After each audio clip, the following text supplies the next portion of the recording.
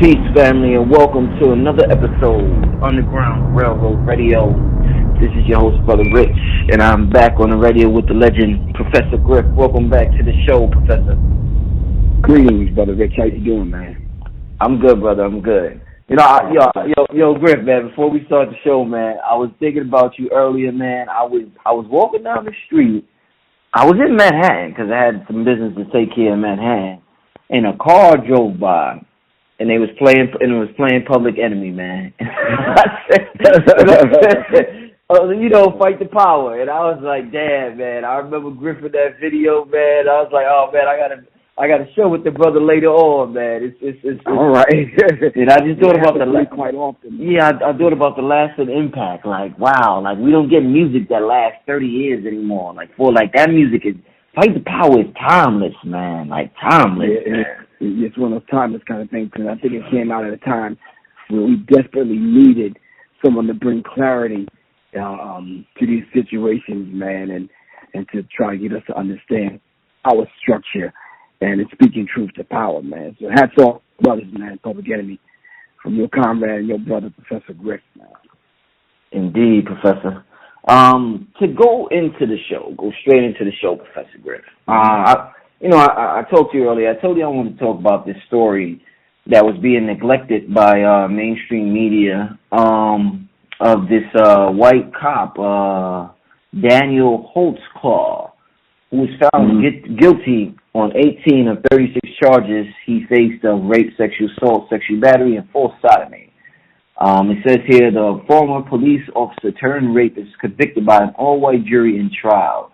A jury found former Oklahoma City officer Daniel Holtzclaw guilty Thursday of some of the most serious charges against him, including sexual battery, forcible oral sodomy, and rape. Holtzclaw faced a total of 36 counts. He was found guilty on 18. The former officer cried openly in the courtroom and rocked in his chair as the verdict was being read. And it goes on and on. But I'm going to end there with this story. But, I watched the video of him crying like a baby in the courtroom. Just crying like a baby. Walked by the jury and said, how can you do this to me? And I said, you know what, I want to start out the show with Professor Griff. Because there's jobs in this world, Professor Griff, that's real serious. I don't want to make another person's job not as serious, but when you're an officer, when you're a teacher, when you're a spiritual advisor, there's just certain jobs where people put a tremendous amount of faith in you. And it seems to me, Professor Griff, that with these jobs, it's like, you know what, Griff? A person says to themselves, I want to molest little kids. Let me open up a children's foundation then. Or I want to be a pedophile. Let me become a priest. You got the Jared from Subway guy. You have cops. I want to abuse power. Let me become a cop. You have these jobs. Or the teachers. I want to fuck some, excuse my language, some young students. Let me become a teacher. I got a thing for the females may say, I got a thing for these young males, or the males may say, I got a thing for these young females. It seems as though these jobs where people place the most trust in you, it's like some sick shit go down, Griff. Some sick shit, man. This dude charged with raping 13, I believe it was, black women. Like, what? What's the psychological process with these jobs, I'm thinking? Because it's like the people that take on the most sacred jobs, some of them are the most sickest people. So it's like, God damn, man, what are we supposed to do? If you're Catholic, don't send your boy to Catholic school, because them priests is scouting. If you a teacher, watch out for your, if you a mother or father, watch out for your children, because them teachers is scouting. Them officers is scouting. It's like, Griff, man, what's up with the process? Like, what can we do to make sure that these sick individuals, because, man, people have children and they're scared to send them everywhere. Everywhere they send them. Yeah. Well, I don't mean to cut you off, but the whole idea of perceiving these particular individuals that have found themselves and worked themselves into positions of authority over those of us that are not as bright, not as smart, not as fortunate, not as wealthy, not as astute or educated, politically educated, or educated in reference to what the law is that they said is supposed to be put in place to protect us, trusting of those in authority over us, as our parents taught us growing up to respect people in authority over us, to respect teachers, to respect police officers. And this is the thing that police officers and politicians across this country have often said about the majority of black people that have caught charges in reference to even dealing with police officers. With every charge, whether you're innocent or guilty, you're more than likely going to get a charge of resisting arrest, simply because you're not supposed to talk back to police officers, to teachers, to priests, and to people in authority over you. So we find ourselves in these kind of situations having to talk back, having to speak up, simply because the people that are handling us are just outright dead-ass wrong. And we have to say something. And in this case, these black women actually stood up and said something and reported this particular individual. The sad part about this, Brother Rich, is when they were in the courtroom, and the women that, now mind you, I believe he got charged with 8. He got charged with 18 counts out of 36. Right. And some of the women that he actually raped and sodomized and molested, they didn't believe them, and the ones that they said that they didn't believe were the ones that was marched into the courtroom in handcuffs and orange jumpsuits because they were in prison, they was in jail or in prison already. So one of the women basically said, "Well, I didn't report it because who's going to believe me, a black over a white cop?" And that's the thinking of these women that failed to report this. And I think that's sad that you can rape a black woman, but because this society plays down and devalues black women, they won't even report it, Brother Rich.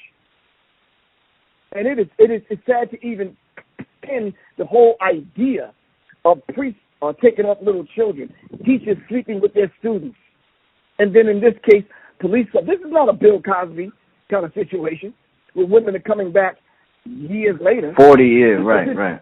Right. This is a situation where these women, most of them, reported this particular individual, and they spoke up about it.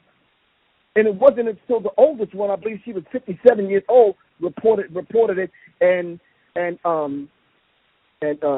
some other black women said that the media needs to jump all over this, and this needs to be exposed in the media, and the media wouldn't touch it. Right. Yeah. At all. So the whole idea of the media and the victimization of black women, we should look at this and ask people in the media. Wait a minute, is 13 black women getting molested, sodomized, and raped, is this not worthy of your newscast, your headlines? Is this not worth a few lines in your dirt sheet called the daily newspaper? And this is sad, but this shows you how much, how black lives actually matter. In this case, black women's lives matter in America, Brother Rich. And this is so these people that have these personality types that end up in these positions, carrying out their vengeful and revengeful fantasies over black people. Now, some of them, Brother Rich, as we said earlier, that they want to be in the hood. They want to be in positions over black people. Right. They want to work in the hood as police officers and doctors and work in Planned Parenthood and these kind of places to be over black people so they can carry out their revengeful fantasies over black people. This is a systematic, It's a systematic silencing of black America via black women in this particular case. Well, Professor Griff. With that being said, your statement led right into my next question, Professor Griff. The overall sentiment in the black community is that our voice doesn't matter. Let me give you an example. Election is coming around, presidential election. A lot of people. Now, I don't vote. Personally, I don't vote. If you vote, I don't have nothing against you. I have family that vote. I have friends that vote. Whatever. Me personally, I don't vote.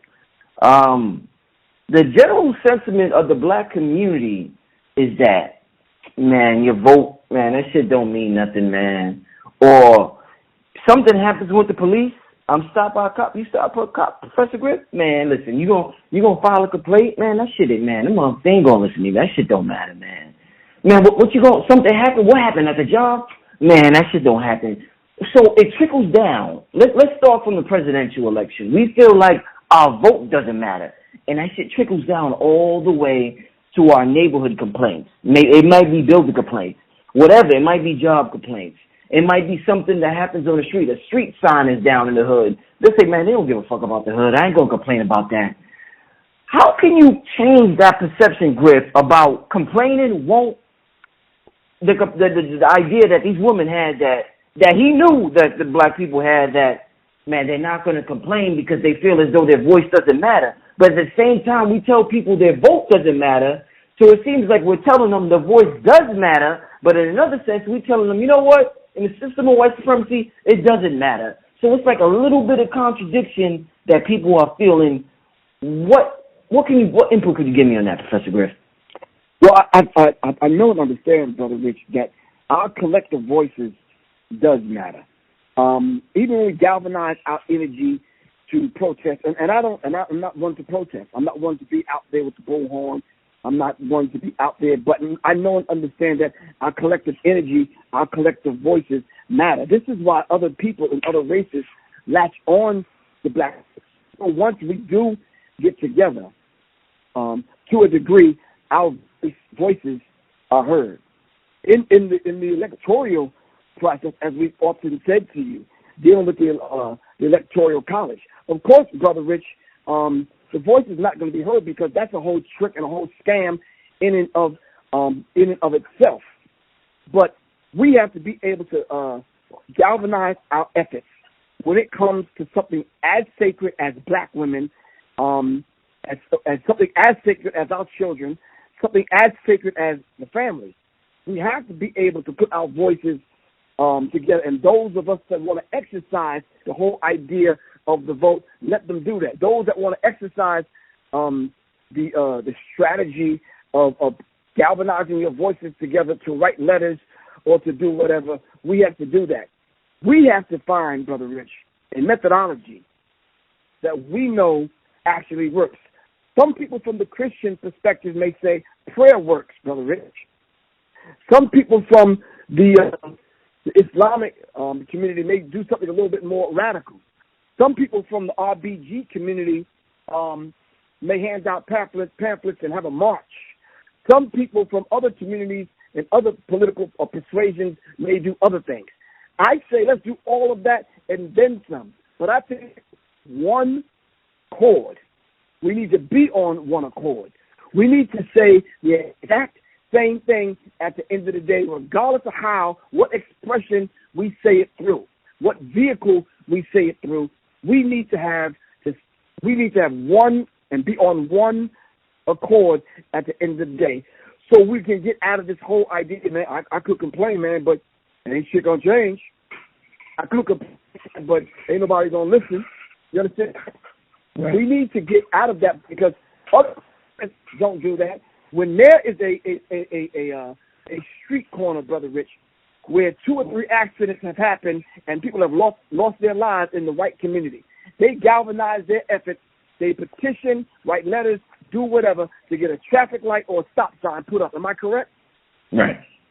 Something as small as that, Brother Rich, they're able to galvanize their voices and their energy to get the sign put up. Why can't we do that on the smaller things? And then on top of that, why can't we do that with the most sacred things in the black community? And that's the preservation and the protection of black women and children. It almost seems like in this case, these women. Now listen, brother, this was a year and a half, 2 years ago. This happened. Mm-hmm. It's just now coming to trial. What were these women suffering and doing in the meantime? Right. The older woman, the woman that actually was the one that reported him, basically said she had a stroke behind it. Mm. And this actually ruined and changed this woman's life. They should come back with a civil suit and sue him monetarily. They should sue the police. Mm-hmm. Simply because if you look at what's going on now in Baltimore, they dragged the brother in court who was a supervisor over the white officers, and they're charging him, and the brother wasn't even on the scene. Are you watching what's going on in Baltimore with the Freddie Gray job? Yeah. They're using his brother as the poster boy, and he wasn't even there. So where's the supervisors of Daniel Holtzclaw? Since they're dragging the brother in court in the Freddie Gray case, who was a supervisor over and he's being charged and he wasn't even on the scene. Where is Daniel Holtzclaw supervisor? Now, Brother Rich, he was under investigation for sexual misconduct. While he was under investigation, this is when the majority of these assaults took place. Imagine that. You under investigation as a police officer for sexual misconduct, and at the same time, this is when you go out into the hood and you rape and sodomize and molest black women while you're under investigation. Where is the police that's going to police the police? I'm going to ask that question again, Brother Rich. Who and where are the police that's going to police the police? We need to know who they are. Stop this grandiose kind of title like, well, the federal government is going to come in and take over the case. Stop that. The police is not going to police the police. They're bound by an oath, and they're not going to cross the thin blue line. And the police officers that's listening to the sound of my voice know that I know what I'm talking about. The Red Hagens know what I'm talking about. Name drop it. I don't want to be so shady. But know what I'm talking about. The black police officers know what I'm talking about. Come on, cut that out, brother. All right. Let's move on to the next. Griff, let me ask you this, Griff. All right. With that being said, let me kind of counter what you say and raise this question, Professor Griff. Right. In 2006, an FBI report came out stating infiltration of law enforcement by white supremacists. So when you say things like other races do this or why don't blacks do that, I mean, it ain't just a conspiracy theory at this point. There's I'm glad you mentioned the federal boys. This is an FBI report that says, you know what, KKK have infiltrated law enforcement. What the hell are we to do, Griff? If the police can't police the police, what are we to do? This is why they have that sentiment, complaining won't do something. Because the police can't police the police. There's a 2006 FBI report saying the KKK infiltrated the law enforcement. What's next after that, Professor Griff? I think what's next after that, Brother Rich, we have black politicians that are elected by the people, voted on and elected to office by the people to serve the people, Brother Rich. These officers, whether they're white supremacists or otherwise, have to answer to someone. Why is it, Brother Rich, that when you find these white supremacist and white supremacist sympathizers with badges and blue uniforms failing in their duty to serve the people and answer to black politicians and black officers that are in supervisory positions over them, why is it that we can't ever shed light and have discussions about this particular thing, Brother Rich? Why? Simply because there are weak black politicians and weak black police officers that fail to come together to shed light on these things. Let me tell you something. This gentleman wasn't doing this without the knowledge of at least one other officer knowing what he's doing. Somebody knew what he was doing. Am I correct? Mm-hmm. So if they're going to surveil this particular individual, which they claim that he was under surveillance because he was under investigation for sexual misconduct, someone knew something. Where are all of these well-spoken, well-educated, neatly and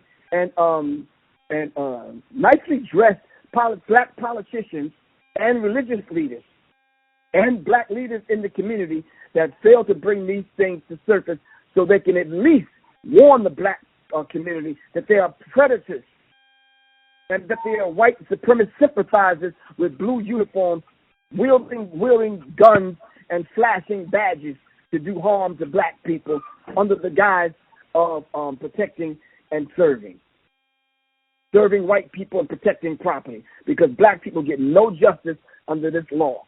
I thought that's what the Million Man March was supposed to be about, to get justice. Black women are now saying, because of this case, well, we're not going to get justice. We got to do whatever we have to do to bring light on these particular situations, and we're going to get justice one way or the other. It may not be the full scope of what the law can bring down on these particular officers, but we have to stand up and we have to say something. Lo and behold, yet again, Mr. Crump is there. Mr. Crumpet is there, defending 5 of the women, I believe, and representation of these women. They need better representation than these kind of hand-picked Negroes that always show up on the scene to speak to the hurt of these particular women in this situation. Listen, this not only hurts black women as individuals, the 13 black women that he sexually molested and raped and sodomized. This hurts the children of these mothers. This hurts the community as a whole, simply because you struck the heart and the core of the black community, which is the black woman. And we need to understand it as such, and we need to send the signal. Not at voting time, Brother Rich. All the other times during the year, we need to send the signal, not only to the black police officers, but to the black politicians that were sick and tired of being sick and tired of taking this kind of madness. Now, we have to take the quote-unquote law into our own hands, and that's what we'll have to do. And we have to go right on past these people that are supposed to be protecting and serving us, and we need to take drastic measures. Desperate times call for desperate measures. I've done a lot of shows with you throughout the last year and let's say a year and a half, Professor Griff. We started about a year and a half ago. Every time we do a show that deals with something with the black woman, or just really a lot with the black woman, man, it starts the comments starts with the fuck the black woman or fuck the black man or this. It turns into a gender war. And I went on Dr. Boyce Watkins' channel, and I looked at the video he did on this situation. And I looked through the comments, and it was exactly that. Fuck the black woman and fuck the black man ain't protect. Well, let me just get into my question. With nothing else he said. Y'all know what I'm talking about. All right, moving on. Professor Griff, there's several narratives we often hear about black men and black women. Let me just give one example before I get into it. One example of black women is that they don't know how to pick a good man. They end up picking niggas that ain't shit. Excuse my language once again. And once they get these brothers that ain't worth shit, then they complain about black men. In reference to this story, the narrative is that black men aren't protecting a black woman. My question to you, Professor Griff, and this is I've read a lot of comments. That's what black man ain't protecting a black woman. Da da da. My question to you, Professor Griff, do you think the culture of strong, independent, I don't need a man, black woman is causing their male counterpart to not look at them in this perspective of she needs protection, because we're looking at her in a perspective of, oh, she got it, she good. She take care of kids her own, she works, she good, she ain't got no man. And brothers is like brothers are not as sensitive as they should be, I feel. And maybe I'm wrong. But do you think because of this culture, I don't need a man, I'm strong, I got a job, and da-da-da. Do you think, I'm trying to figure out what's causing this behavior, this mindset. Do you think that is causing this mindset of, she got it, fuck her, she got it? Like, is that causing that, Professor Griff? Well, I think there's a few things that's causing that particular reaction from the black woman when it comes to surviving in America in a family structure under racism, white supremacy. We're going to talk about the Willie Lynch letter in a minute because I think that is one of the crux of the problems here. And it's stemming from the idea of what they did to us during slavery. This is just the end result of it.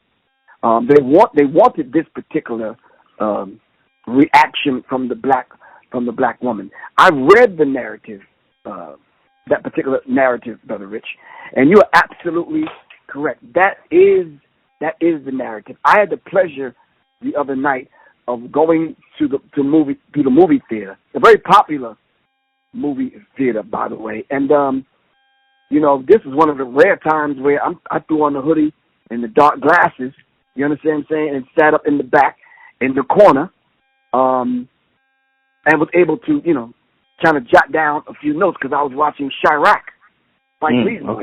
Okay. And when you talk about that particular narrative, Brother Rich, the black women in that particular movie took a page out of African history and decided to go on strike and lock the candy shop down to the point where they weren't having sex anymore with the men until they got peace. They said, no peace unless we get peace. Now, this is what do you call it?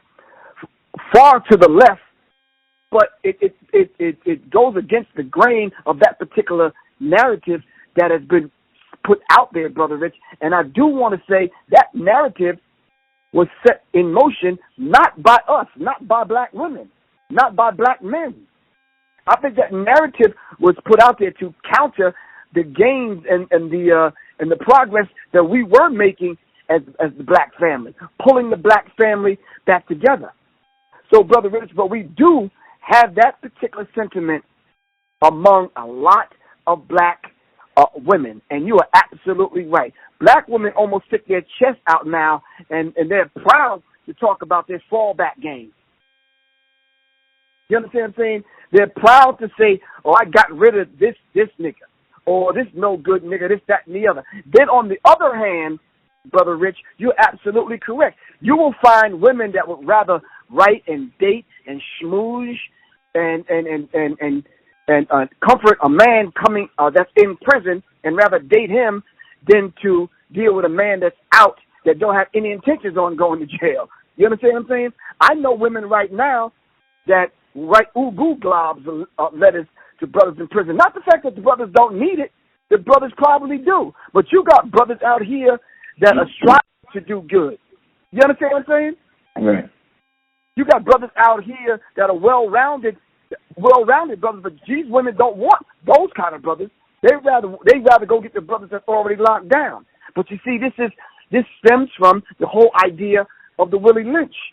So we have different kinds of narratives that are taking place, Brother Rich, and I'm saying racism and white supremacy have casted a net and put these particular narratives out there. Either you're going to be an extra, ultra masculine, strong, outspoken, very verbal black woman, and you probably won't get a man because you're too boisterous, and those are masculine characteristics that you have, or you're going to be the weak black woman that only stays at home to take care of home and get filled with babies and be that kind of woman, or you're just going to be the kind of woman where you just join these women groups, these feminist groups, and you're going to be outspoken and speak against not only your man, but every other man. And sad but true, a lot of these women have sons that they have to raise.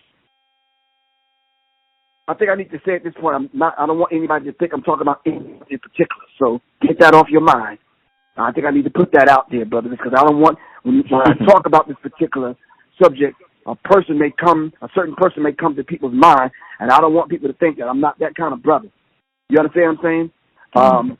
Simply because I have daughters, and I have women that are my best friends that have sons that's growing up, in which I have to be Uncle Griff. So I don't want people to think that I'm throwing shade on anybody or dragging anybody. You understand what I'm saying? I'm not doing that. I need to clear that up and put that disclaimer out there. But if we, as a family unit and as men, don't speak to these things, and it's the way we speak to them, Brother Rich, if I could say that. We don't have to be so aggressive to speak to these particular narratives out there. We don't have to go up on the Boyce Watkins or Brother Rich's YouTube clip and leave nasty comments about the black woman. We already know that we as black men and the black woman is in a messed up position right now. It's all of us. It's all of our situation. What happens to the black woman directly affects me.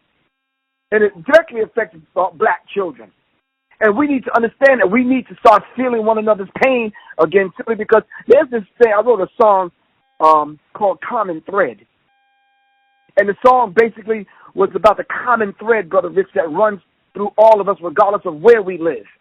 And as I was writing that song, I was watching I forgot the name of the documentary, and it talked about you touch one, you touch all. If you touch someone in Zimbabwe, Africa, we should be able to feel it in Detroit, Michigan, or Liberty City, or Watts, or the SWAT, Southwest Atlanta Territory, or New York. You touch one, you touch all. So we have to begin to feel one another's pain and begin to check the Willie Lynch chip, and we need to pull the black family back together. Now, for a second, Brother Rich, can I read what they actually wrote? Indeed. In the Willie Lynch letter, just real quick. I know we've talked about the Willie Lynch letter before, but Willie Lynch, some people will argue the fact of its authenticity. I'm not getting caught up into that. I don't care whether or not if you think it's authentic or not. It's authentically working. Shit. The Willie Lynch letter and the making of a slave. It says, I'm not going to go through the whole thing, but I want to just point out a few things. He, Willie Lynch, be it a fictitious character or not, has said, shit, let me clear that up. Shakespeare was a goddamn fictitious character. There was no one person called Shakespeare. And as I often said, if you read the book of Psalms and you count 46 words down and 46 words up, you'll see the name Shakespeare in the Bible. Shakespeare represents a collective group of men that's connected to the Illuminati. So we'll talk about that at another time. But this particular individual, Willie Lynch, he said he has outlined a number of differences among the slaves. And I take these differences and make them bigger. I use fear, distrust, and envy for control purposes. Just those 4 lines, Brother Rich, will speak volume if we understand them as to what's going on with black women today. Black women feel that black men don't trust them, and black men feel that we don't trust black women don't trust us. Then there's a fear factor that's instilled in us via racism, white supremacy. Those black women didn't feel that they can turn to a black man to help them get justice at the hands of a white police officer. And black men are like, well, shit, man, I don't know, that ain't my woman. I ain't saying nothing. Why do we take this cowardly position when we should be defending all black women at any cost? But something happened to us, Brother Rich, in this process of making us a slave that is affecting us today. And then we went through the process of this thing called being in the projects, because it was a project, and it instilled a deeper fear. More so than that, Brother Rich, in the projects, they put this thing called religion on us, which deepened the wound and deepened the psychosis, rather. And what was going on with black people as far as our psyche is concerned by instilling the fear. And both religions, Islam and Christianity, you often hear, well, you should fear God as you ought to fear. You fear men as you ought to fear God, but you should fear God. Women turn around, I hear them all the time in church talk about, well, I want a God-fearing man. Well, we need to start defining what this particular fear is, Brother Rich, because it's neutralizing black men's ability to protect the black woman. Let me move on. They said it was going to use age.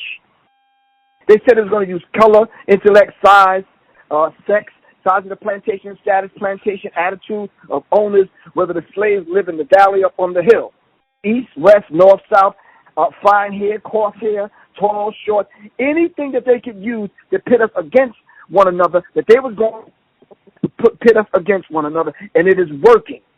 This case of this particular white officer raping these 13 black women is proof that it's working, simply because black men don't value black women to the point where we feel and deem it necessary to protect the black woman.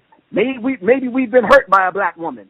Maybe a black woman feels that she's been hurt several times by a black man and can't find a good one. What I want to say to y'all that are listening to my voice, all of us have been goddamn hurt by somebody. We need one another.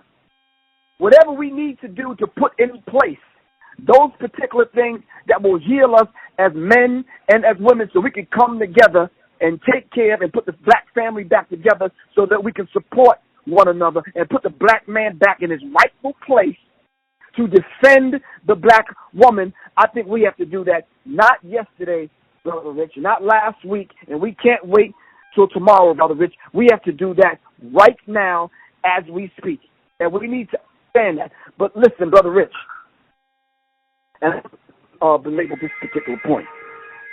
When they talk about making of a slave, you know they have to start with the black woman, and they have to instill this particular fear. I've read in some cases, Brother Rich, that they would take a black man and they would tie his arms and his legs to two different horses and slap the ass of the horse, and they'd go in different directions, pulling the black man apart, instilling fear in the women. Now, this went on for hundreds of years, Brother Rich.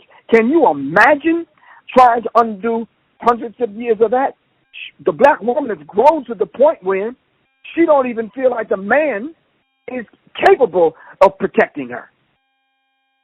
And this is the same thing that we're experiencing today. It's just understanding the best thing. Therefore, we shall go deeper into the area of the subject matter concerning what we have produced here in the breaking process of the female nigger bitch. I'm reading from aspects of the Willie Lynch letter. It says we have reversed relationships. In her natural uncivilized state, she would have a strong dependency on the uncivilized nigger male, and she will have a limited protective tendency towards her independent male offspring, and would raise the female offspring to be dependent like her. Naturally, Brother Rich, she depends on the black male. But what they did to the black woman, calling her a nigger bitch, slave bitch, what they did to the black woman, they actually reversed the nature by burning and pulling one civilized nigger apart and bullwhipping the other to the point of death. And then if that didn't work, they would take the pregnant black woman, be she was raped by the slave master or not. They would take the pregnant black woman and dig a hole that her belly could fit in, and they would whip her if she didn't produce bales of cotton for them. And we need to understand this reversing process, because the thing that ensured them that the male offspring would not turn on the slave master was the fact that they set up their white God. And this is who we see in church now, the black woman with the white male Jesus hanging up in her home because she's looking for that black man to protect her. And she feels since the roles have been reversed, the black man will never come to protect her, Brother Rich. This is why the white Jesus is up in the home. This is why she goes to church crying every goddamn Sunday, hollering, doing backflips over goddamn benches in the church, praising a white Jesus, waiting for a man. I've ran into some women who actually had wedding bands on. So I said, sister, so you married? She said, yeah, I'm married to Jesus. God damn. So they want a man so much, they'd rather take a fictitious white Jewish zombie over a real black man. And this is a shame. So this is the polarization and exacerbation of the tensions between black male and black female. And I think we can solve that problem, Rich, because the brothers and sisters, the ancestors that have came before us, have laid this particular thing out and gave us the methodology and the tools that we need to study to pull the black family back together. Of course, it's going to be a hard road, Brother Rich, but I believe we can do it. So I would advise everybody to read the breaking process of the African woman in the Willie Lynch letter so we can understand this particular dynamic. I got about two more questions, Professor Griff. Just one more in terms of this whole, because like I said, this narrative just seemed to dominate the comment section. So I'm like, damn, I got to ask Griff about this, get some clarity on this, because I continue to see this to be a problem when we touch on subjects like this. So just in reference to what you said, in terms of the black man and black woman, there seems to be an idea within black men that respect is earned, not given. So they will respect their mother, love their mother to death, but when they meet a woman, they feel as though that woman has to earn their respect. And if she doesn't earn his respect, he doesn't treat her accordingly. He doesn't treat her like he would treat his mother because his mother did motherly things. He might say, this woman is doing that things. And that in hip-hop culture means that hoe over there. So he feels like she's doing hoish things, so I can't treat her like my mother. Professor Griff, do you think is there any, do you support that theory in any way where as far as respect is earned, not given? Or do you feel as though it should be sort of an automatic pass within the black community where if you're a black woman, you automatically get a brother's respect from the jump? Well, Brother Rich, I'm kind of older. Indeed. So I came up at a time where my mom and my aunties were watching the whole socialization process go down. So you had to bring the woman home to meet your family because there was this thing called the ASK circle, ASK, right. circle. Mm-hmm. Right. Mm-hmm. Right. So you bring the woman home to introduce the woman, and it's almost like they have to investigate, approve, allow, guide, support, teach, nurture, and they basically are watching this particular thing go down. So, Brother Rich, I'm saying all that to say this. You had to respect the woman, and she got that from the rip. There was no way, Brother Rich, that you were going to that woman's door to get the permission from her parents to take her to the prom or a date to the movies or whatever. Are you following me? Right. So to answer your question directly, the automatic respect, Brother Rich, was already in place. You meet a woman, she automatically gets the respect from you. Now, what she does with that particular respect is truly on her. But this is the process, Brother Rich, that we have to go through in order to get to know someone. Sometimes that process may take 6 months, Brother Rich. I was instructing my daughter, especially my 19-year-old, that process should take a year if you're going to try to get to know someone. Now, you're going to try to get to know someone, and I ain't yet. You understand what I'm saying? Because there's a certain way young men act when a young woman, especially a teenager, introduces you to her dad. There's just certain shit you ain't going to say and do. Right, I agree. Can you imagine my 19-year-old having some young brother wanting to take her out and she introduced him to me? There's just certain things he's not going to say and do, and there's a certain way he's going to treat my daughter because he knows he has to answer to me. Mm-hmm. So I'm just saying, in my little life, the respect is automatically given. Now, there's some things that I might point out that you're being very disrespectful about, but maybe that's just aspect of that woman's upbringing that she was just not taught, and that's a probability. There's just certain things that we just do things a different way. My daughter had put something up. My oldest daughter, who's now 31, 32, she put something up on Facebook, and normally I don't say anything, I might call her or whatever, but I don't get into that on Facebook. But there was something that she put up that I had to check. But there was a few things I had to agree with. She was saying something about, the love for her daughter and blah, blah, blah, blah, blah, and whatever, and men this and men that. And she said the bottom line is if you're in a relationship, there's just some things you just don't do, Brother Rich. That struck a chord with me, and I found myself on Facebook putting a comment under my daughter's post. And I said, Kiki, you absolutely correct. If you in a relationship, there's some shit that your ass just don't goddamn do. Plain and simple. I don't give a damn where you from. If you black in America, there's just some things that we know that we have in common, Brother Rich, that we just don't do. Am I right or wrong? Indeed.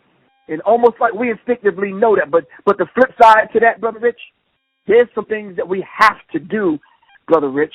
If you find yourself in a relationship with a woman, and that thing that we're talking about right now is respect. And I've broken this down 2 shows ago. Re, meaning to bind back to or to look back. Specto, meaning to look, to see, to observe, to see, to look. So when you put those 2 words together, the prefix re and specto, respect, all it means, Brother Rich, is to look again. Let's both of us look again at what happened to the situation where you disrespected. And let's go back over that and let's correct that particular thing. So a little bit further on down the road, you won't be disrespected. I'll look again at my behavior. You look again at how you responded. Look again at your behavior and let's correct this thing and push forward. But the thing that's impeding our growth, Brother Rich, is the fact that we have to correct these things using this bastard language called English. Mm-hmm. Pulling from the warehouse or the storage unit, so to speak, the spiritual storage unit that our open enemy have given to pull from. And guess what, Brother Rich? It don't work. I was in situations where I just ran out of time, Brother Rich. I was correcting some of the things that was wrong in my character, but I ran out of time. I needed more time to correct those things. I needed some nurturing, some talking to, some walks and some talks. You understand what I'm saying? In order to correct those particular things. The woman is not a bad woman. The brother, he's not a bad brother. It's just that we're trying to operate under racism, white supremacy. And we're trying to find love in these real small nooks and crannies and trying to find a way to operate one another and connect on a soul level under racism, white supremacy. So some of the things we may do, Brother Rich, may be kind of disrespectful. It depends on the lens that you're looking at it through. But if we gave one another a chance, Brother Rich, I think all of us, so I'm going to say this real loud, the worst of us, Brother Rich, can correct those particular issues. Those of us that we've given up on can correct those things.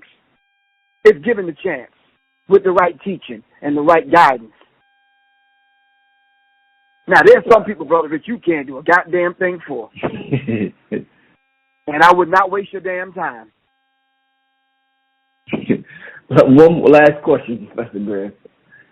Just watching the TV throughout the last couple of years, everything, media, it seems as though the era of political correctness is gone. I'm watching Donald Trump and just the pure foolishness Donald Trump says and does. And I watch a white politician call Obama a pussy on Fox News. Wow. Just during the protest. I mean, you mentioned about the black guy who was calling the protesters. He was saying some crazy things about the protesters. It's just this age that people used to kind of hide their racism or their hatred or whatever. It seems to be going away, and people are more open. Fox News barely covered this case. I mean, come on, a cop gets found guilty of raping 13 women. Not just black women, but women, period. And right. You have to go to the internet blogs just to find out what happened. I found out on World Star fucking Hip Hop before I came on ABC, CBS, and NBC News. Like, are you serious? Right. So with that being said, Professor Griff, why is the era of political correctness over? Because that shit is gone. It seems. Why is it? It just seems to be over. What happened? Why is it over? Why are people more blatant about their racism or whatever discrimination they may have? When I hear some of these people, Brother Rich, I watch the Republican debates, and I watch these sorry white men stick their chest out, and all of them are warmongers.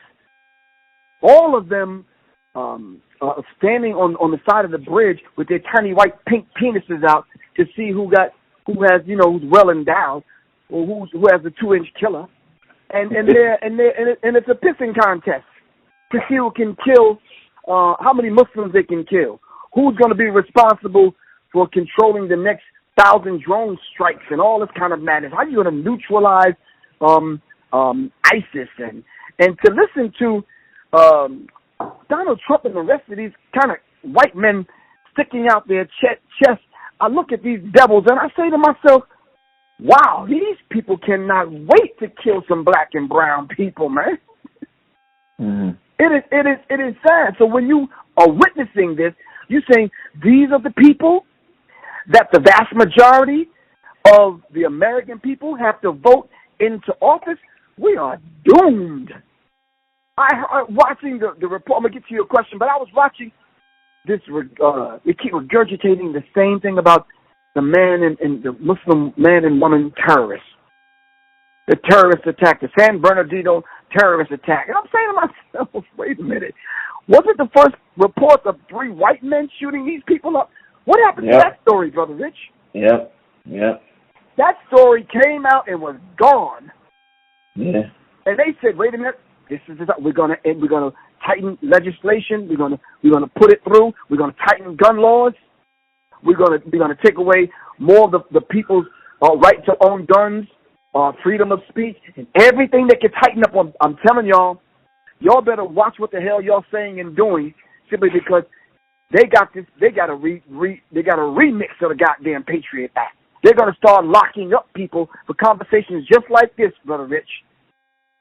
And black people better pay attention, and we better keep our finger on the political pulse on what these people are not saying. I'm gonna say that again. We hear what they're saying, Brother Rich, but we need to be concerned about what they're not saying. When they start talking about not letting Syrians in the country, rounding up people, not letting people do this, who after they get rid of the brown people and the Muslims and the other people and the other, who the hell you think is next?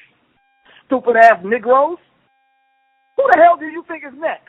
Mm-hmm. Why you think they got 68 active FEMA camps right now? Concentration camps right now active with beds waiting for you. We need to stop the madness. They need to go back and read the Georgia Guidestones.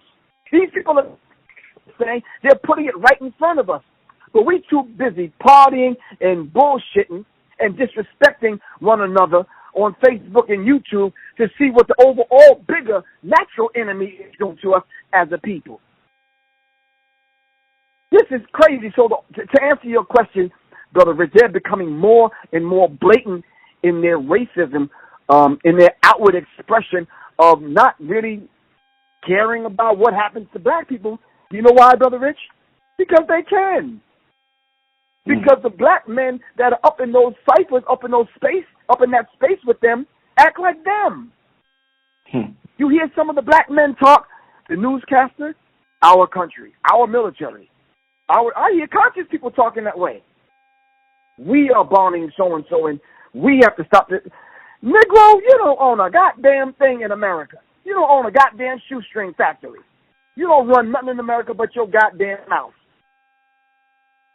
Talk about our country, our this, that, and the other. No, white people don't talk that way. White people know whose country this is. They stole the country from the Native American and black people. And then you put Native American on reservations, you put black people in slavery, and then 400 and some odd years later, the Native American own a goddamn casino. Black people don't own shit with their raggedy ass cars, some clothes, and that house that they don't own, that they've been paying 30-something years on, because they're enacting new laws right now, Brother Rich, to take your damn house and your property from you. You understand what I'm saying? So I'm saying to you, at this particular time, we need to bring our voices and our minds and our energy together, not to force white people to like black people or to change some damn law. We need to have these open discussions about the same way white people have an open discussion about the continuous, murderous, genocidal plan that they have for us. Because that's all it is, Brother Rich. The thing about it now, they're not ashamed to say it. They're not ashamed to say that thing went down and they exposed Planned Parenthood no more than 6 months ago. Am I right or wrong? Yeah. What happened to them women? They might say jobs, but all they do is transfer them to another position somewhere in another state. That's all, Brother Rich. Or that person will do a company, will be a subsidiary company of Planned Parenthood, but that person's mind is the kind of mind that they need to help run Planned Parenthood. They were selling body parts of dead fetuses, of aborted fetuses, Brother Rich. Do we realize that? Do we realize that? But we need to realize it because this is the thing that white people have put in motion in order to stay alive. They need the organs of black people. They need this melanin. They need our blood. They need our organs. We too stupid to understand that white people need us. But they don't need us in America running our mouths disrupting things, talking about Black Lives Matter and Black Girls Matter and all these other things matter. They need us to shut up, be quiet, and just go along with white people while white people continue this murderous, genocidal plan to conquer the planet and control everybody on the damn planet. I hope I answered your question. I think I did, but the roundabout way. Indeed, no, you did. Definitely. Leave your contact info, Professor Griff. The hour's about done. I need the people to know how to get in contact. Yeah. I think before I do that, Brother, I have to say something. This whole idea in this frozen psychological state of this independent black woman is really hurting the black family. It says that she male and female offspring in roles, and we're seeing it right before our eyes, Brother Rich. She's going to do this for fear of the young male's life. In her efforts to protect her young male, black women are doing things right now that's so detrimental not only to themselves but to black family, and they don't even realize on a psychological level how much damage that they're doing to their own sons. It says she will psychologically train him to be mentally weak and dependent, but physically strong. Because she has become psychologically independent, she will train her female offspring to be psychologically independent. It says, what have we got here? The question is asked. You've got the nigger woman out front and the nigger male behind, scared. This is a perfect situation for sound, sleep, and economics for white people. This is exactly what they want, Brother Rich. To scare the deaf, black, weak nigger male and the boisterous, homo-ass nigger bitch woman out in front. This is how you come up with George Soros funding the Black Lives Matter movement. Because you got loud, boisterous ass black women, nigger bitches out in front. Not me. I'm not calling them that. This is what the Willie Lynch letter says. George Soros sees this and take advantage of it and will dump $33 million into it. For what outcome, Brother Rich? They're trying to destroy the whole idea of black family and marriage, and people don't see it. It says before the breaking process, we had to be utterly on guard at all times. Now we can sleep soundly. For out of the frozen, this black nigger woman, his woman stands guard for us. And this to answer your earlier question, Brother Rich, this is what the black woman is doing on a subconscious level now, standing guard for the white male, the white masters. He cannot get past her infant slave process. He is a good tool now ready to be tied to the horse at a tender age. And white men have our sons in their scope, in their sight, as the public enemy logo, the target suggested. Not suggested, but symbolizes, rather. Excuse me. We're in the target. We're in the crosshairs, Brother Rich. And guess who's standing guard for the white man? The black woman. Now, I know she don't want to, and some of them probably don't even know that that's what they're doing on the psychological level, but this is exactly what's going on, Brother Rich. So I want to thank you for your time, and I really appreciate this interview because this had to be talked about, Brother Rich. We had to have this conversation. White, male, police officer in authority over the plantation, raping as many women as he can get his hands on, and no one saying anything for fear of being castrated or sold down the river. Them goddamn days are over. They over. They over. Leave your contact info, Professor Griff. You can reach me at 678-557-2919. At 678-557-2919. If you'd like to email me at seriousmindsinfo@gmail. Check me out on Facebook. You can just Google my name, Kavan, come up, Professor Griff page, come up. Leave me comments, whatever. I know I'm going to see your comments anyway on YouTube, but check out the YouTube channel, Serious Mind.